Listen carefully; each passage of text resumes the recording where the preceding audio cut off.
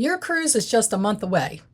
Now's the time to get started, get everything in order for a smooth and stress-free vacation. In this video, I'm going to go over everything you need to do in the weeks leading up to embarkation. Stick around for some expert tips and make your cruise unforgettable.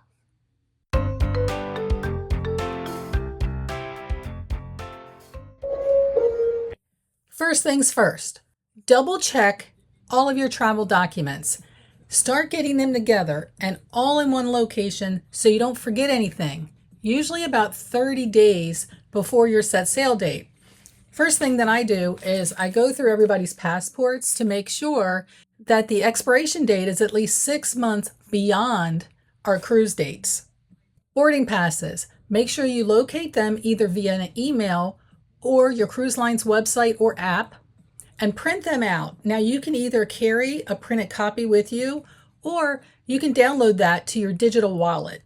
Once you get access to your luggage tags, either via email or on your web planner like I just showed, you're able to come in and print these out. Now, they generally just give you one. I know if you scroll down, it looks like you have 2 luggage tags, but if you've never been on a cruise before, this center line here is your fold line. So you're going to actually fold this over and fold it in a couple different ways to make it fit into a luggage tag that looks like this. Okay.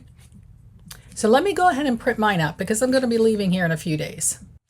Okay, I got my printout of my luggage tag, so I need to fold that up. Once I get that folded up, I'll be able to remove, this is an old one, I'll be able to remove that and put it in my tag. I get these on Amazon, they're pretty cheap. If you want to get those, they do protect them from the weather if your bags happen to be sitting outside and it rains for any reason. So you need to make sure you have luggage tags on everything. If for some reason you get to the port and you realize you missed the luggage tag, don't worry, they will give you a replacement luggage tag. It's just not going to look as pretty and in color. It'll be more generic. These luggage tags are really telling the port workers where your cabin is located. Not only do you put your name on there, sometimes I put my phone number just in case, but they're color coded and it tells them where on the ship they need to bring your bag. So you want to make sure that you have that. If you're learning anything so far, go ahead and hit that like button, give me a thumbs up, subscribe to the channel, or share this video with other cruisers that you know may benefit. If you're somebody who relies on medication daily, in addition to bringing your medication, you might want to bring a list of medications along with your doctor's information, just in case you need it for whatever reason.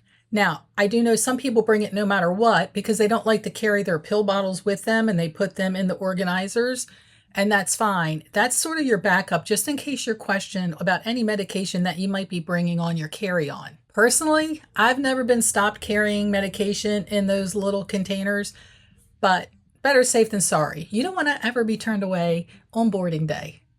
As I'm preparing for my cruise, the one thing that I literally just printed out yesterday was a copy of my packing labels. If you haven't seen my video already where I go over my packing tips and my crazy packing technique that we came up with a couple cruises ago, this packing label download is available for free. Doesn't cost you anything. Basically, you put your days on here that you're cruising, where you're going, what types of dinner you have, what are your theme nights, and you fill that out. And as you're packing, you put that with that set of clothes. It really does the job and helps you stop overpacking. I am so guilty of that. Another thing that I print out ahead of time, take it or leave it, but I am a ducker.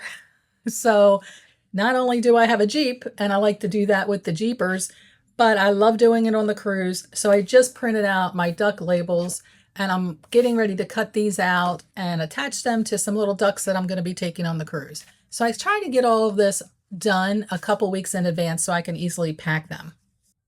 If you never cruised before, it's okay. Most cruise lines allow you to online check in about 30 days before sailing, so give or take a week or so. Just be on the lookout for that. Those of you who've cruised before, you know about this. But this is your chance to pick your boarding time, which is going to help avoid those long lines once you get to the terminal. Also, be sure to book those shore excursions, specialty dining, and spa treatments before they sell out. Start planning that packing list. I know we just talked about packing labels, but I mean a packing list. So you want to consider weather, dress codes for your ship, any theme nights that you might be having on your cruise, such as Caribbean night, white night, red night, or red party. If you're going on Virgin, for example, you might have a formal night. Some people dress really dressy for formal nights, and some people come in jeans. It is your cruise. Do what you want to do. If you need a full guide on packing, we have another packing video and you can check that out. I'll leave a link to that at the end of this video. Let's talk a minute about transportation and hotels if you need them. If you're flying into your departure city, I highly suggest to avoid any last minute mishaps to book a day in advance. Get your hotel, airline, and any ground transportation you need planned ahead of time. Trust me, this is going to avoid a lot of your stress.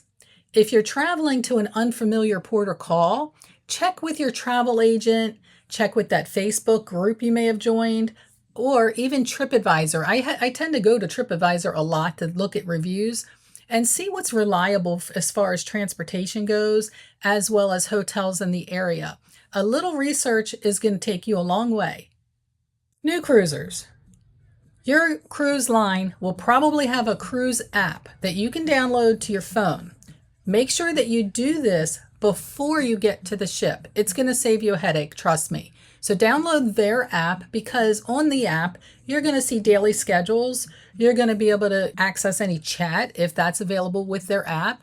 And you're going to see any real-time updates on your cruise before you board. In addition, you can also book excursions, add a drink package to your cruise, or even an upgraded dining plan.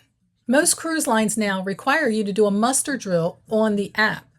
So you need to download it before you go. Once you get there, you're typically going to watch a video on your phone, and then you're going to show up at your muster station, and they're going to scan that and check you in.